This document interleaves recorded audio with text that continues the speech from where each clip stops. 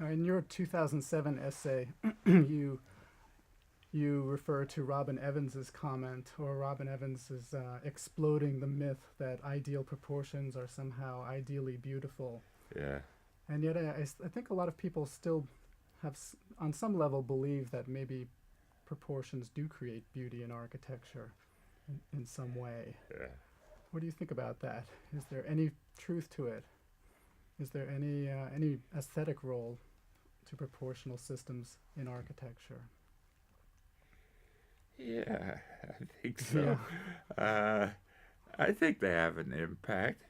Uh, uh, One reason that uh, I think so, that occurs to me because I went to an exhibition at the Museum of Modern Art last week, uh, is that the new building of the Museum of Modern Art is by a unknown Japanese architect who had built about 8 or 10 museums in Japan, and he was an expert in lighting and in organization of uh, spaces to contain large pictures, but he hadn't the slightest uh, sense of proportions, Hmm. and all the way through this museum, you feel uh, a kind of discomfort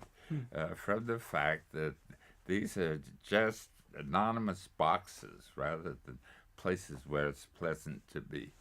Uh, Hmm. and I really think that there's something there, although I don't know how to explain it.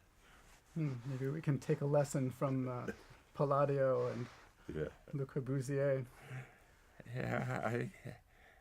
Well, as I said before, I think that it became uh, important to uh, substitute the Beaux-Arts Hmm. approach with something uh, that was less arbitrary, less pseudo historical, uh, which was architecture based on ornament. And uh, the uh,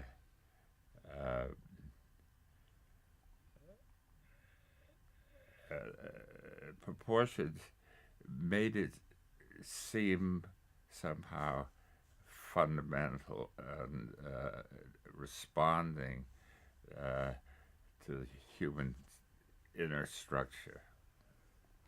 Hmm. And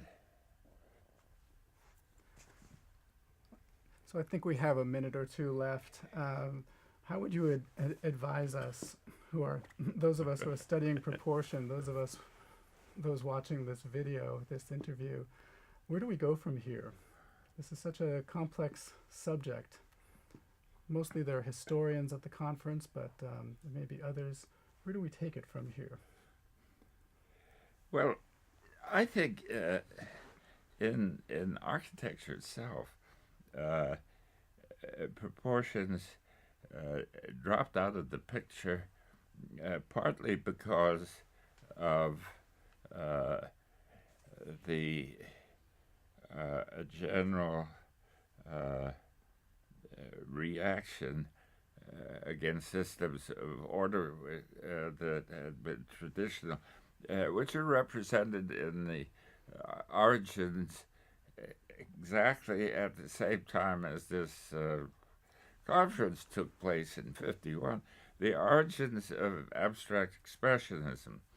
And abstract expressionism abandoned the traditional concepts of how works of art are ordered and substituted it with a, uh, a more internal, more uh, uh, physical approach. Not entirely. I mean, Barnett Newman is considered an abstract expressionism, and his work is very strictly proportion oriented. But generally speaking, well, Jackson Pollock was a kind of focal figure in that field, and it's interesting that his painting, besides being entirely gestural and without the possibility of proportional system, that it wasn't made even in an upright position, but from moving around the canvas on the floor and working it from all sides, complete negation of proportional systems. So you have this really upheaval in the tradition. Then in what happened in the later decades is a kind of dispersion of systems that were universal systems, and finally, where architecture is concerned, you have the beginning of design on the computer, and after the initial awkward structures of CAD on the in architectural practice, where the computer became much freer, the idea of proportions was much less dominant, and it hasn't, it seems to me, operated as a significant element in contemporary design on that account. I think that it was much easier to work with proportions at a time when you were using a T-square and trace paper to develop designs than it is today. But I don't know what architects would say to that.